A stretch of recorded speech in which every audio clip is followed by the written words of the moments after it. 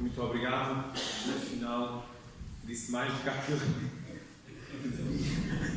Muito obrigado. Agradeço esta oportunidade e, mais uma vez, também nesta partilha das dioceses e da mesma fé. Por isso, saúde e agradeço ao caríssimo amigo Dom Virgílio e à equipa que com ele trabalha e, sobretudo, àqueles responsáveis desta formação permanente. E tentar, então, partilhar convosco aquilo que me foi pedido nestes dois momentos. E agora, neste primeiro, a liturgia, e atrevia-me a alterar ligeiramente o título, dizendo: a celebração da liturgia, lugar decisivo do encontro e do encanto.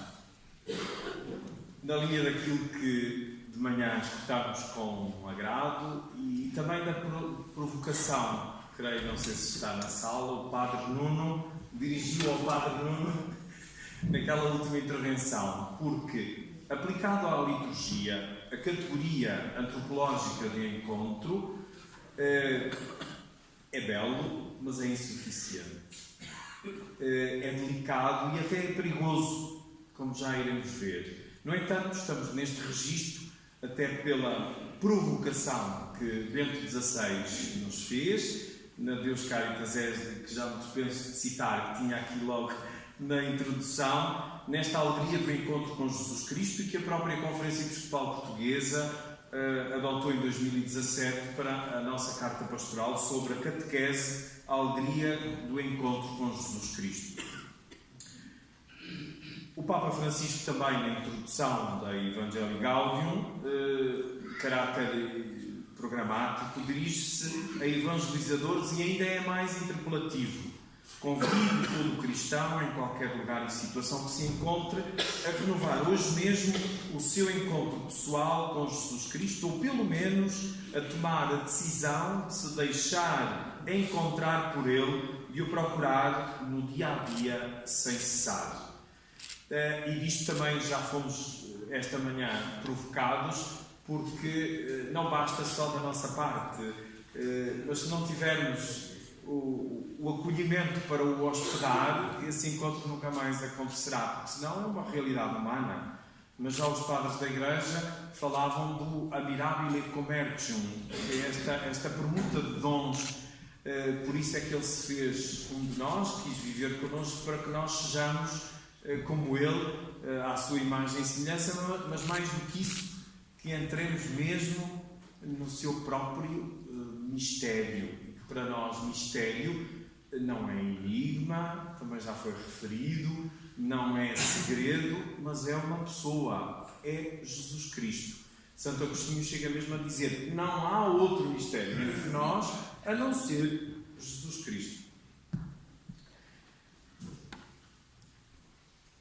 E o Papa Francisco retoma também esta categoria do encontro no capítulo final da Evangelii Gaudium, no número 266, quando diz: não se pode perseverar numa evangelização cheia de ardor se não se está convencido por experiência própria de que não é a mesma coisa ter conhecido Jesus ou não o conhecer. Não é a mesma coisa poder escutá-lo ou ignorar a sua palavra. Não é a mesma coisa poder contemplá-lo, adorá-lo, descansar nele ou não poder fazer. O verdadeiro missionário, que não deixa jamais de ser discípulo, sabe que Jesus caminha com ele, fala com ele, respira com ele, trabalha com ele, sente Jesus vive com ele no meio do compromisso missionário. Se uma pessoa não o descobre presente no coração mesmo da entrega missionária, depressa perde o entusiasmo e deixa de estar seguro do que transmite. Faltam-lhe força e paixão. E uma pessoa que não está convencida, entusiasmada, segura, enamorada, não convence ninguém. Jesus Cristo habita na casa de cada coração, conforme o prólogo de São João, e a palavra fez-se carne, estabeleceu a tenda entre nós e contemplamos a sua glória. E ainda no início do livro dos Sinais do mesmo Evangelho, temos este embate, como de manhã também já se referia, que procurais. E eles, ao bom estilo, Os jesuítas também respondem com uma pergunta: onde moras? Vinde e vede. Por isso, a casa e a liturgia como lugar do encontro, a casa do espaço litúrgico, também deve favorecer este encontro pessoal e comunitário com Jesus Cristo e com os outros.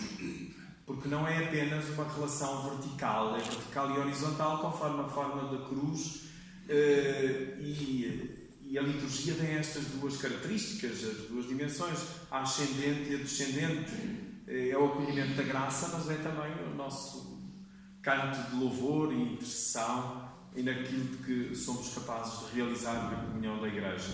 A arquitetura do espaço eclesial tem de ser estruturada em ordem à comunicação e à comunidade e contemporaneamente orientar para Deus em Jesus Cristo na centralidade do altar. E como dizia Santo Ambrósio, o altar é Cristo.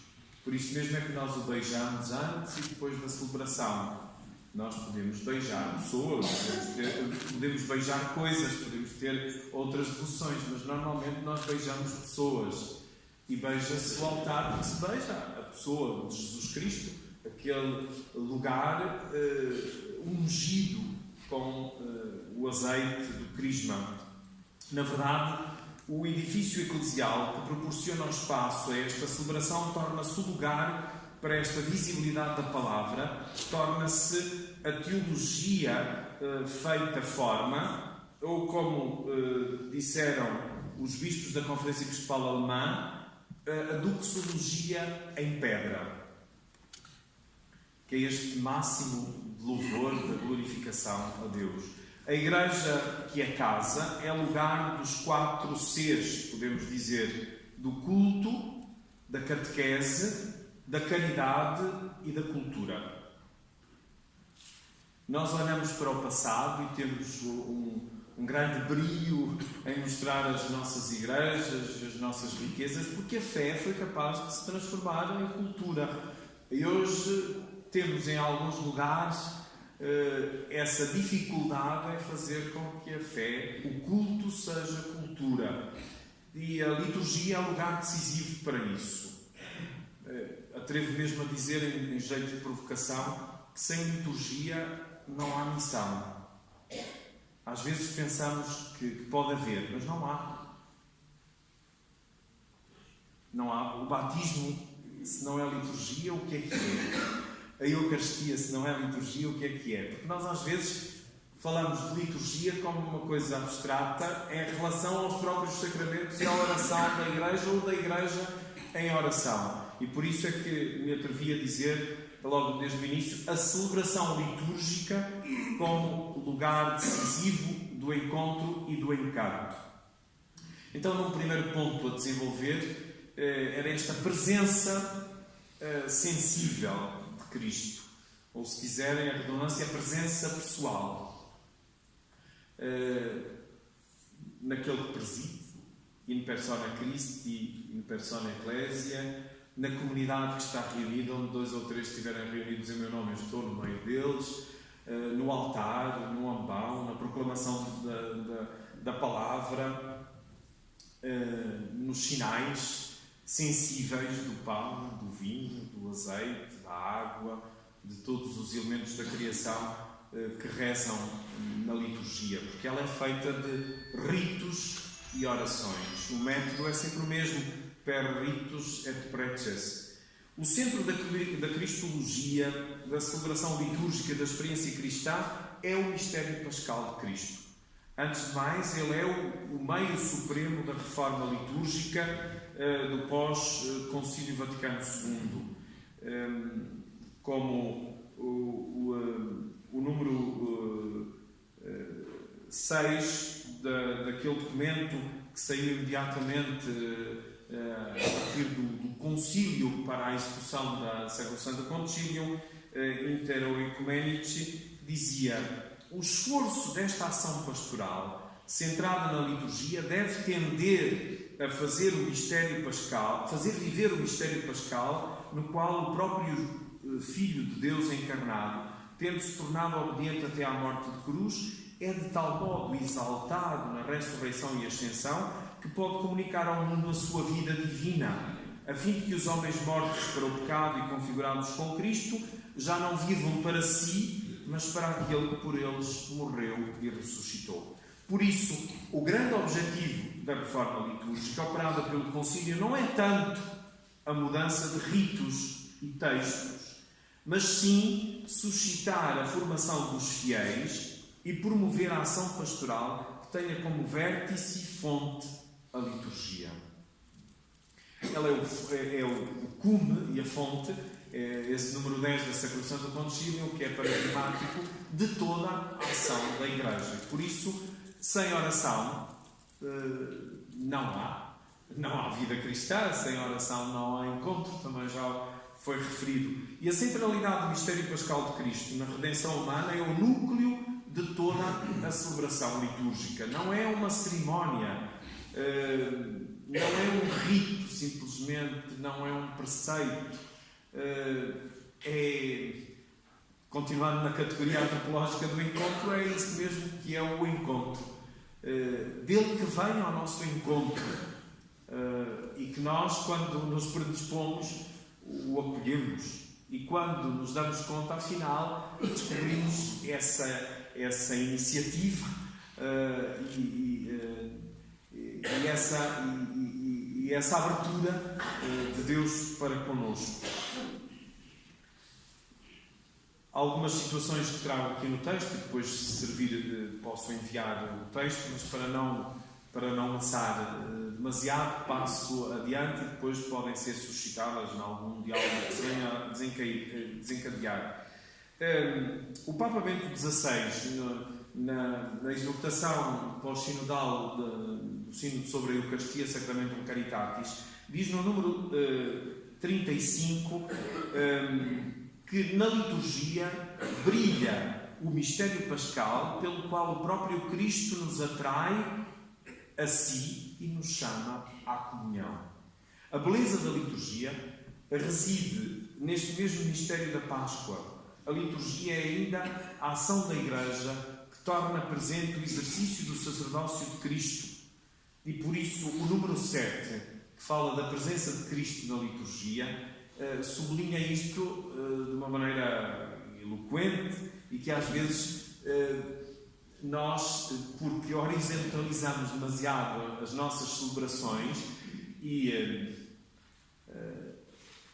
podemos ver que algumas tão originais querem ser, que são caricatas, e nós banalizamos o que de mais central temos na nossa fé, que é a liturgia, e basta ver e ouvir algumas transmissões ao domingo de algumas celebrações e de algumas proveniências para vermos que parece que vale tudo na celebração da liturgia.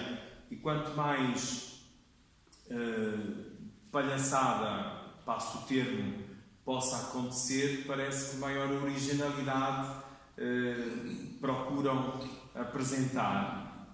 E quando não se conhece nem a instrução geral do Missal Romano, nem os preliminares dos livros litúrgicos, então parece que nós temos a propriedade do palco que nos é dado, a começar por nós, aqueles que temos maior responsabilidade na presidência da comunidade. Por isso é tão importante que nós possamos parar, refletir, e este slogan que felizmente se vai concretizando em muitas dioceses, em muitas paróquias, em muitas unidades pastorais, que é o da formação, formação, formação, porque sem isso também o nosso espírito não acompanha às vezes os desejos dessa originalidade, quando a originalidade é o próprio Senhor Jesus Cristo e do evento fundador que Ele nos deixou com o seu mandato de fazer isto em memória de mim. E às vezes bastaria que nós refletíssemos sobre este número que diz: com razão se considera a liturgia como exercício da função sacerdotal de Cristo, por isso não é minha, eu estou na pessoa de Jesus Cristo. Nela os sinais sensíveis significam e cada um à sua maneira, realizam a santificação dos homens. Nela, o corpo místico de Jesus Cristo, cabeça e membros, presta a Deus o culto público integral. A presença de Cristo na liturgia realiza-se, como dizíamos, nos sinais sensíveis. Não é no abstrato, nem no nosso pensamento, nem no nosso gosto, mas é no depósito da Igreja. Nós fomos batizados na fé da Igreja, não é a nossa fé, como é de moda muitos dizerem, eu cá tenho a minha fé, ou conforme o gosto de cada um. Não, é a fé da Igreja. Esta é a nossa fé, esta é a fé da Igreja. E foi essa que nos foi transmitida, e foi essa que nós acolhemos, e é essa que a liturgia celebra, e não outra. O conjunto destes sinais sensíveis e eficazes realizam a santificação e o culto da Igreja. Daí que o sacramento não é uma coisa, é uma ação.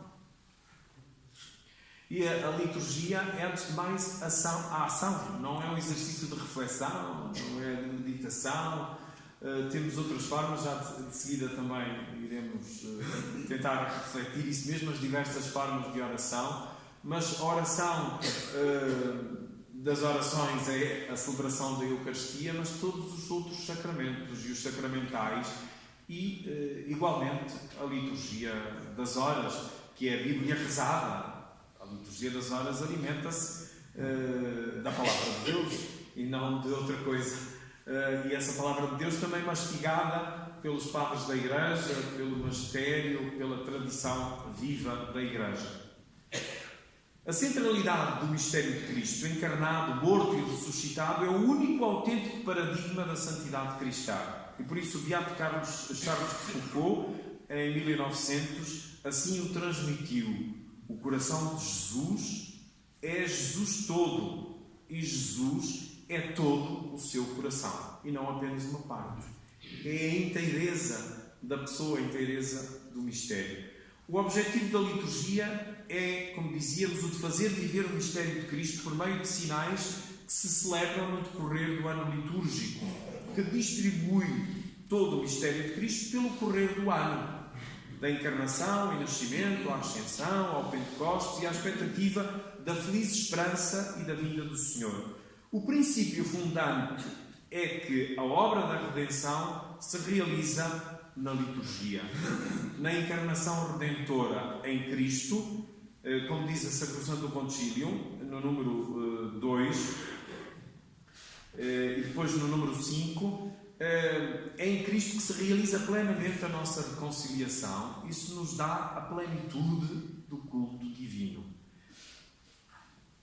O Concílio mostrou também que a liturgia é obra da Trindade. Assim como Cristo foi enviado pelo Pai, assim também Ele enviou os apóstolos cheios do Espírito Santo, não só para que, pregando o Evangelho a toda a criatura, anunciassem que o Filho de Deus, pela sua morte e ressurreição, nos liberta do poder de Satanás e da morte e nos introduzira no reino do Pai, mas também para que realizem a obra da salvação que anunciavam, mediante o sacrifício e os sacramentos, à volta dos quais gira toda a vida litúrgica.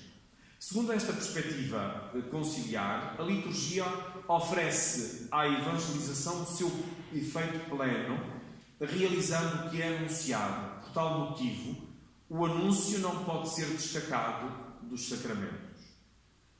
Não há evangelização e sacramentos. É tudo, é um todo. Neste dinamismo do culto, da catequese, da caridade, da cultura. A presença de Cristo vive-se no mistério da Eucaristia, nas espécies sacramentais, na escuta da palavra e na oração. Cristo está sempre presente na sua Igreja, especialmente nas ações litúrgicas. Sublinha também o número 7 da Sacrosanto Concílio. De facto, Cristo está presente no sacrifício da missa, exatamente no sacerdote e no sacramento, nos sacramentos, na palavra proclamada, na oração comunitária, na Assembleia dos Fiéis reunida em seu nome.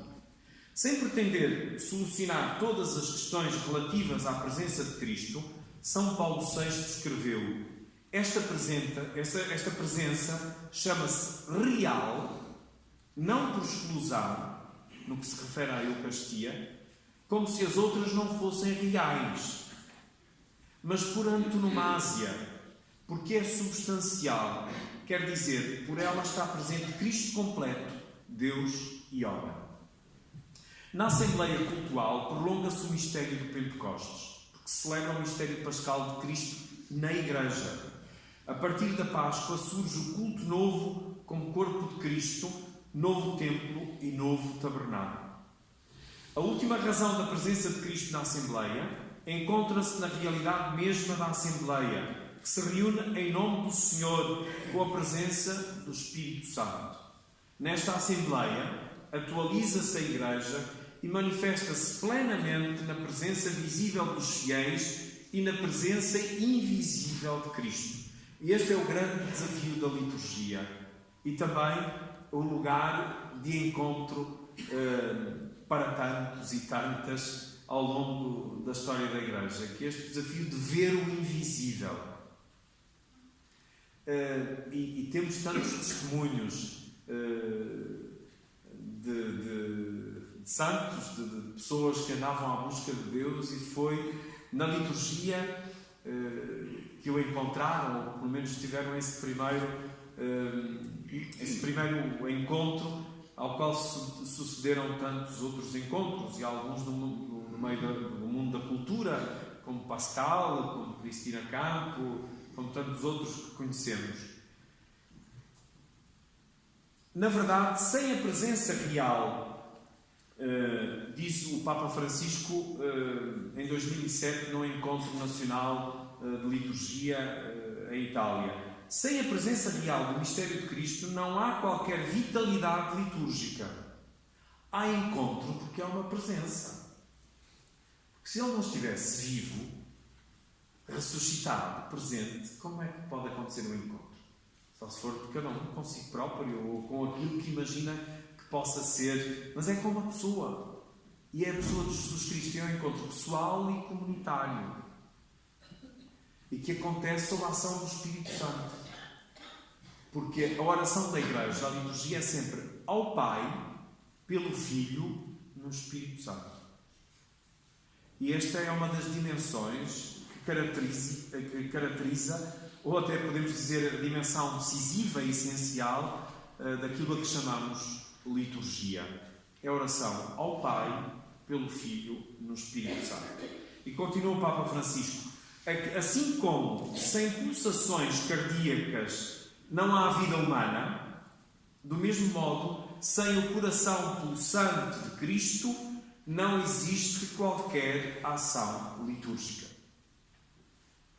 E, parafraseando o Papa Francisco, que diz que a misericórdia é o coração pulsante da Igreja, o cardeal Walter Kasper, que muito me agradou ver escrito e ouvi-lo, nesta sua sapiência do coração em que já se encontra, ele diz: a liturgia é o coração pulsante da Igreja. As atitudes do cristão na presença de Deus são diversas, mas cada qual adquire uma importância ímpar. A Assembleia Litúrgica exige a humanidade dos corações e das vozes. São pessoas concretas, lugares concretos, como nesta manhã também já se sublinhava. E quanto mais uma comunidade tem esta consciência viva do encontro com Cristo vivo, mais atenta está aos detalhes, aos pormenores, que acabam por não ser pormenores, passam a ser por maiores, porque isso significa já do grau da sua exigência. E também podemos dizer que da maneira como uma comunidade celebra a liturgia, podemos aferir do grau de maturidade dessa mesma comunidade. E não é só na execução profissional e técnica, e algumas até fazem muito bem o cerimonial todo, mas a liturgia não é isso. Isso ajuda, mas não é isso. A liturgia é muito mais do que isso. Senão seria muito redutor e muito pobre a liturgia. E para muitos ainda é o cerimonial externo e o culto externo da fé, da Igreja, da oração da Igreja. É preciso dar um passo bem grande para que ela seja a expressão viva, este tal coração pulsante da vitalidade da Igreja. A Assembleia Celebrativa deve estar aberta ao sentir com a Igreja, ou seja, deve ter uma visão católica e universal. Não é um grupo de amigos que se reúne, não é um movimento sequer, não é uma associação, é uma comunidade. E a comunidade é gerada pela ação da Santíssima Trindade e não por nossa própria iniciativa. Senão é outra coisa, não é a Assembleia Litúrgica, não é a celebração litúrgica. Eu estou cada vez mais convencido, na minha experiência pessoal e comunitária e também na missão que me foi confiada, que a liturgia é o que mais se desperdiça na Igreja. E se olharmos para as primeiras comunidades, e olharmos até ao longo de todo o milénio, a teologia era a liturgia, a liturgia era a teologia, é o exercício da caridade. Aliás, é daí que tudo se desenvolveu e também onde tudo começou. E se nós criarmos também esta reconciliação com a própria celebração da liturgia, os frutos hão de surgir numa comunidade. E a reconciliação, como foi também dito de manhã e foi dito no sínodo sobre a evangelização, é o sacramento da nova evangelização. Porque ela não vive sem o resto. Não vive sem a celebração da Eucaristia. A reconciliação por si só pode ser uma sessão de atendimento psicológico ou de escuta pastoral, mas é sacramental. E se é sacramental é porque Cristo está presente. E eu tenho consciência dessa sua presença, e é a presença de Cristo que a fé da Igreja me garante que o encontro acontece, e depois acontece a transformação e a conversão, porque só o amor transforma. Mesmo no encontro de Emaús, como já foi referido e tem sido referido ultimamente de uma maneira muito especial, e até no documento conclusivo da última Assembleia do Sínodo dos Bispos, há lá aquele momento em que se diz: abriram-se-lhe os olhos e reconheceram-no ao partir do pão. Mas foi primeiro acontecer a abertura dos olhos do coração, porque é o coração que é batizado e é o coração que tem que ser convertido.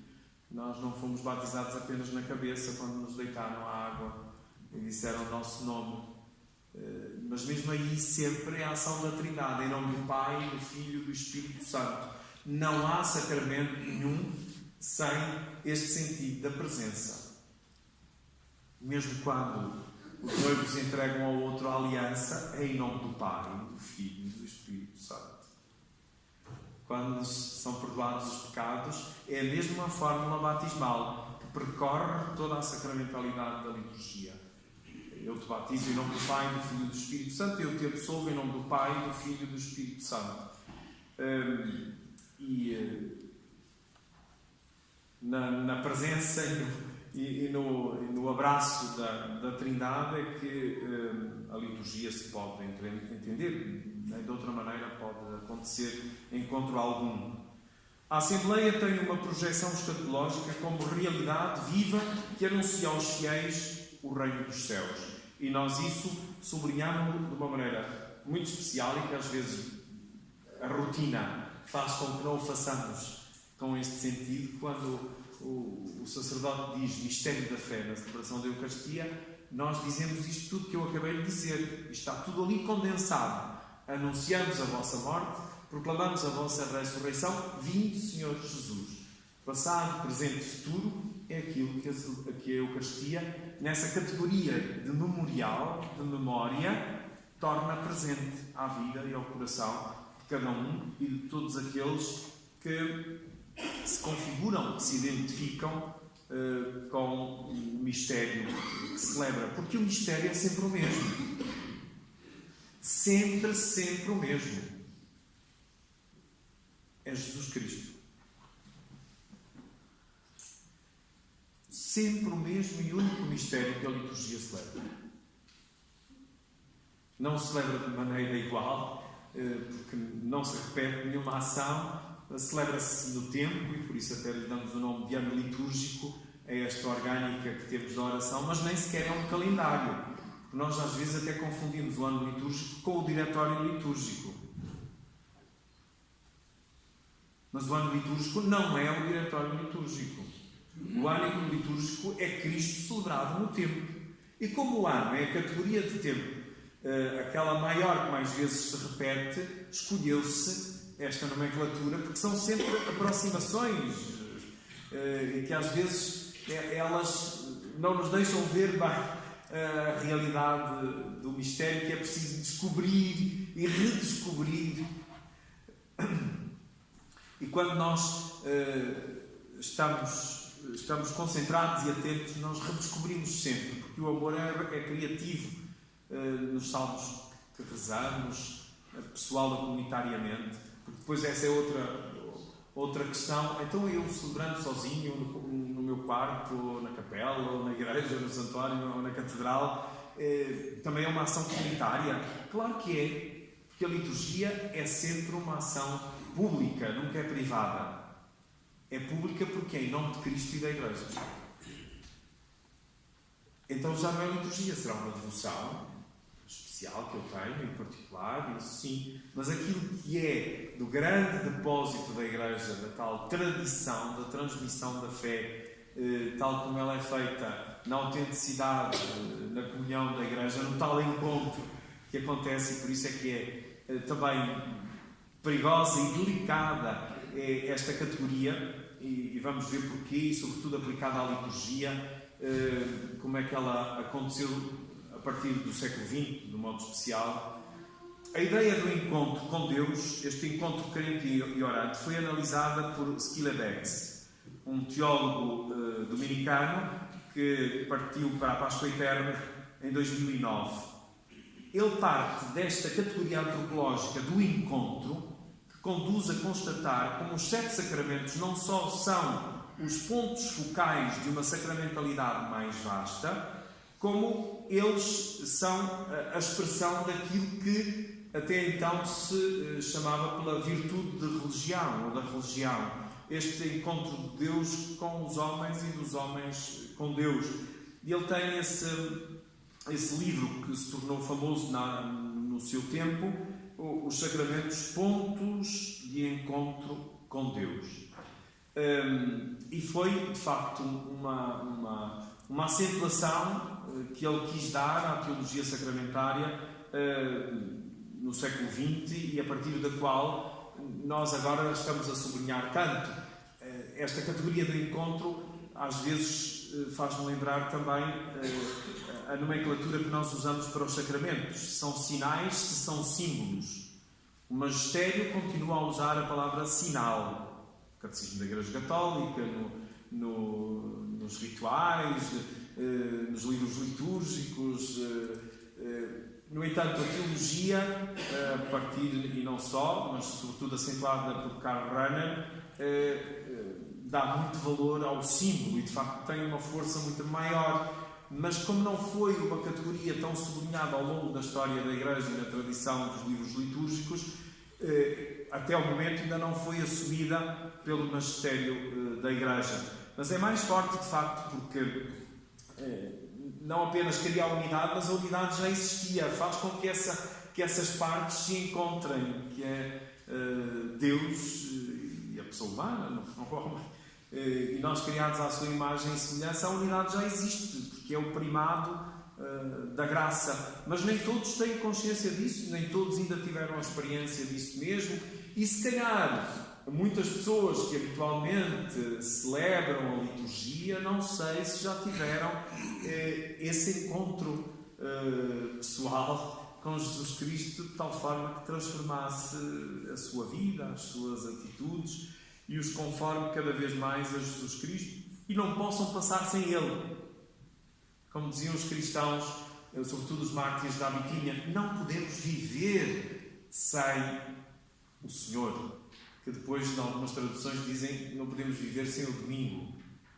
Mas é mais do que isso, não é o domingo como dia semanal, é sem o dia senhorial, isto é, sem o encontro com o Senhor, e que em tempos de perseguição acontecia quando acontecia, mas ao menos uma vez por semana, no 8º dia ou na noite anterior da vigília, consoante os casos, dos relatos e dos documentos que nós conhecemos, não podemos viver sem Ele.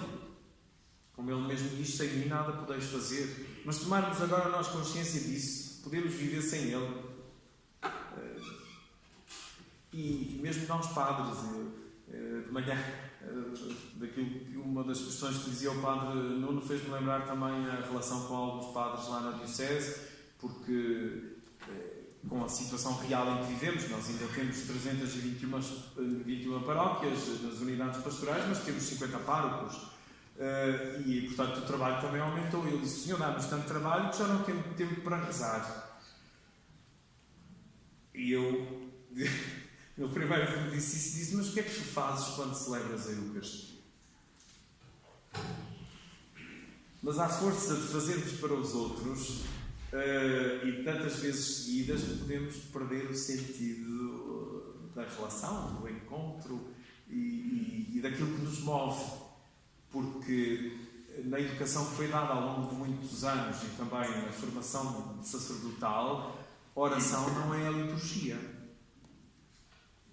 Oração era a meditação, era a oração pessoal, as laudes, as vésperas, o ofício de leitura, pelo menos em muitos casos, não sei aqui, a própria celebração da Eucaristia aparecia como o cumprimento do horário, do que estava estabelecido. Da oração oficial, também se dizia disso, a oração oficial da Igreja, como se houvesse uma oficial e depois outra informal. Não, a liturgia é a oração. Se não é oração, o que é?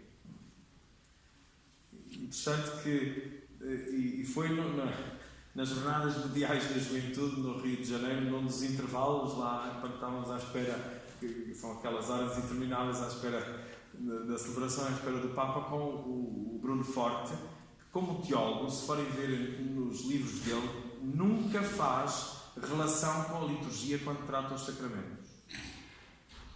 Mas depois de ter sido nomeado bispo, não fala dos sacramentos sem a liturgia.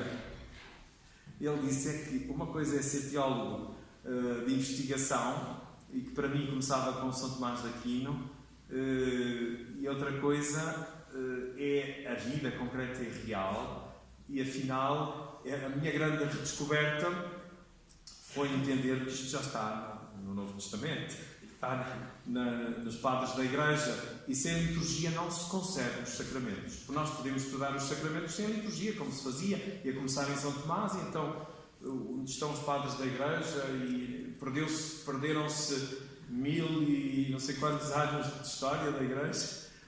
Isso tem toda a razão, e de facto é. Mas só depois é que eu entendi profundamente, e já me redimi disso, e em tudo o que escrevo procuro reparar se calhar o mal que fiz em muitos alunos, em muitas pessoas que ajudei a formar. É que se os sacramentos não são liturgia, são o quê? E se não acontece aí o encontro, e que podemos ficar também só nesta parte subjetiva do encontro, da filosofia da religião, pela qual também começou Skilabex. E não vou adiantar muito, porque depois, como dizia, mesmo os textos que faço aqui referência, num estudo mais aprofundado dos livros de Skilabex, para quem estiver mais interessado, depois poderão ver. Este teólogo pretende pensar a ação sacramental não como coisas da religião, mas como um momento religioso por excelência do encontro com Deus, mas não apenas da iniciativa minha, mas de aceitar Deus que vai ao encontro, porque a iniciativa é sempre de Deus, mesmo que Ele suscite em mim esse ato de ir ao seu encontro. como chega a dizer Skilebex, nesta categoria da filosofia personalista do encontro. Com efeito, diz ele, o sacramento frutuoso é o encontro com o próprio Deus. Skilebex segue a via cristológica. Os sacramentos são o mistério de culto santificante do próprio Cristo, que se fez visível na Igreja, do seu culto filial, que é infalivelmente acolhido e traz infalivelmente consigo o dom efetivo da graça. Identicamente, se calhar ainda mais diretamente, Bernard Ehring chega a afirmar: os sacramentos deverão ser considerados como presença pessoal de Cristo, como encontros pessoais. Os sacramentos são encontros pessoais e personalizantes, porque eles revestem-nos de Cristo, para chegarmos, como diz São Paulo, à plenitude da estatura de Cristo. É aquilo que nós também dizemos na doxologia final da oração eucarística, é para aí que aponta: por Cristo, com Cristo e em Cristo. O encontro acontece na participação dos sacramentos. E a própria liturgia assim refere este encontro, este mistério do encontro de Deus connosco. Por exemplo, na oração depois da comunhão, que ainda há pouco tempo nós rezamos, a semana passada, em sexta-feira, diz ela, ou rezamos nela: Deus de infinita bondade, que pela participação neste sacramento vindes ao nosso encontro. Fazei-nos sentir os seus frutos de santidade, para que o dom recebido nos disponha a recebê-lo cada vez melhor. Nós às vezes rezamos as orações, seja as presidenciais, a coleta, pós-comunhão, ou das oblatas, ou o prefácio, como textos bonitos, de poesia que estão lá, mas não são teologia. Para muitos de nós não são sequer textos de meditação. Mas há muitos santos que fizeram do missal o seu livro de oração. E da liturgia das horas, claro que sim. Mas o missal é para nós a grande orientação, porque a lei que nós professamos, o credo que nós professamos, é aquele que rezamos, não pode ser outro, senão seria outra coisa. O mistério leva à ação, é a liturgia, e que por sua vez deve conduzir à vida. Nós temos uma festa litúrgica que no Ocidente não lhe é dada essa acentuação, mas que lhe chamamos a festa do encontro, e vamos celebrá-la já em breve, no dia 2 de fevereiro. A apresentação do Senhor, celebrada 40 dias depois da solenidade do Natal do Senhor, começou a celebrar-se no século IV em Jerusalém, e só no século VII foi acolhida em Roma, mas chamava-se a festa de Ipapante, que em grego quer dizer encontro. O encontro entre o menino Jesus, que os seus pais apresentam no templo, e o velho Simeão, que esperava sem cessar a consolação de Israel. Este encontro intergeracional dos novos com os mais velhos é o ciclo da vida toda.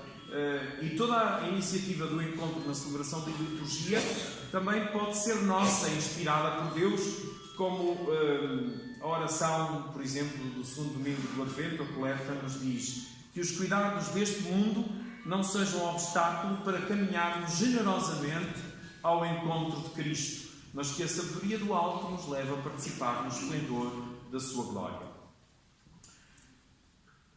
E por fim, a celebração da liturgia como o lugar decisivo deste encontro e de encontros, e de encanto e de encantos.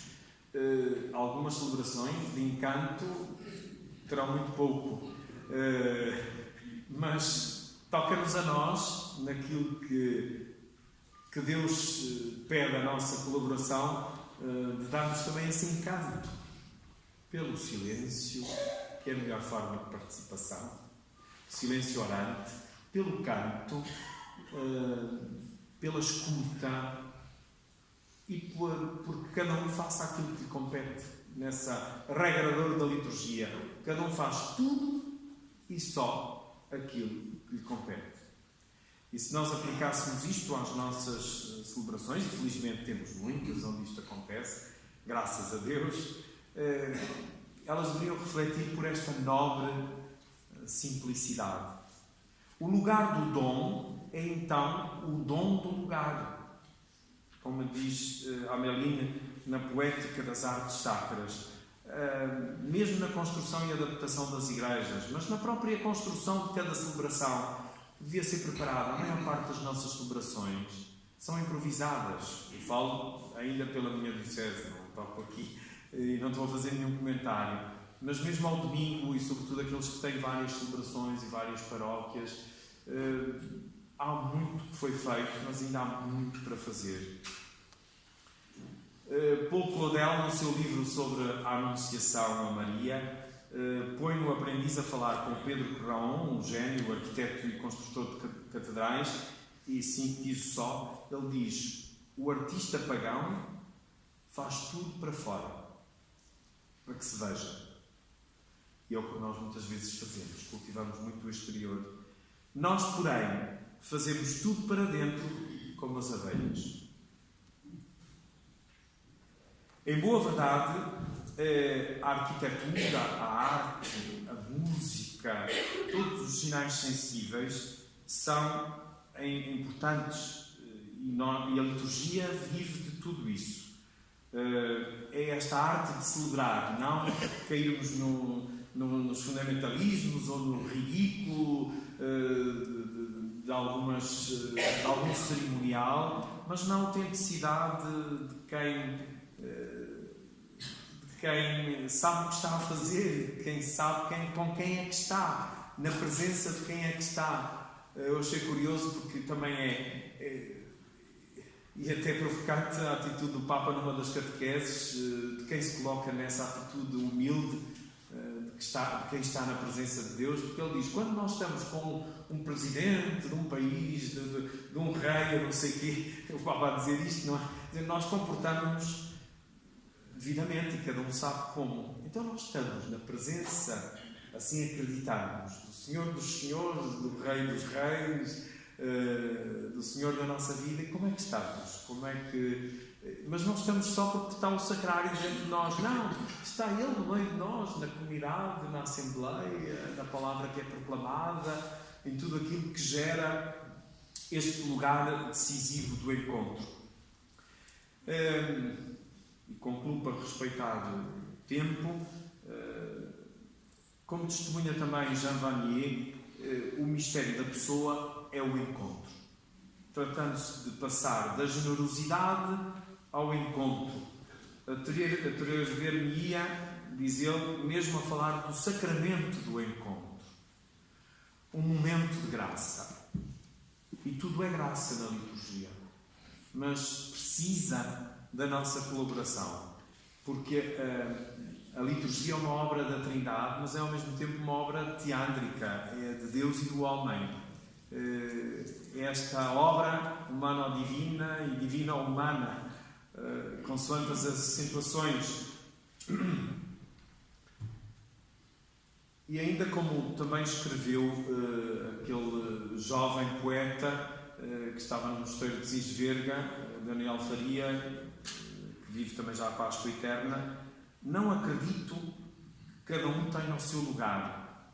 Acredito que cada um é um lugar para os outros. Por isso é este dom do lugar. Não apenas o sítio onde vamos, porque senão convertemos a liturgia só naquele lugar e naquele edifício, naquela casa, mas ela é mais do que isso. Precisa da comunidade, e sem comunidade não há liturgia. É muito mais difícil, senão fazemos nós a nosso belo gosto e prazer, mas não temos aquilo que une os laços da comunhão e da liturgia da Igreja. Mas cada um de nós pode ser esse lugar do encontro, em cada comunidade aparecer cada vez mais visível como esse lugar decisivo do encontro com Deus. Para o autêntico encontro é necessário e vital o silêncio.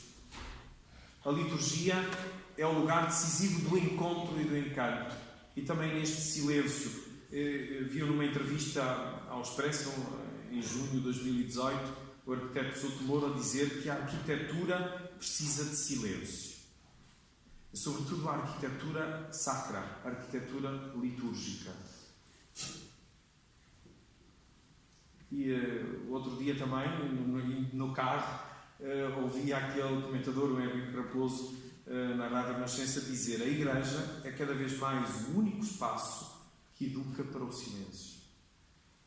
E às vezes nós temos tanto ruído nas nossas celebrações e tanto ruído nas nossas igrejas, e até já algumas que têm de ter uma música de fundo, aquelas que estão abertas ao público e para o turismo e para eles, porque acham que o silêncio é um vazio. E tenho encontrado tantas pessoas, mesmo na pequena cidade, em Bragança, dizer: olha, eu à missa não vou, mas não dispenso de ir à igreja, porque é o lugar onde eu encontro a paz, onde eu me encontro comigo próprio. Às vezes vou no intervalo do trabalho, vou a horas que imagino que não esteja lá ninguém. Acredito que haja encontro. O que é que acha? Bem, acontecerá sem dúvida.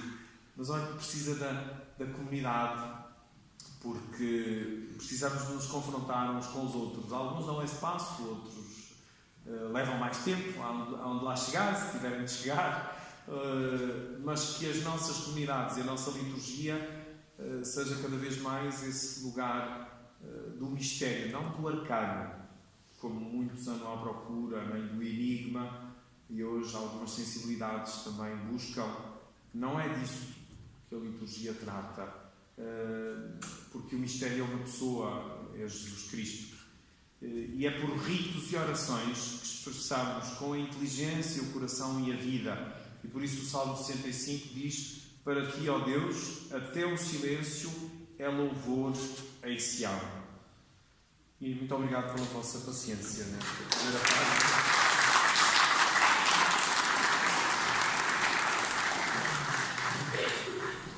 Então nós temos 20 e 25 minutos para prepararmos para o momento seguinte, e portanto, às 3h50, pode ser às 3h50, 20 minutos?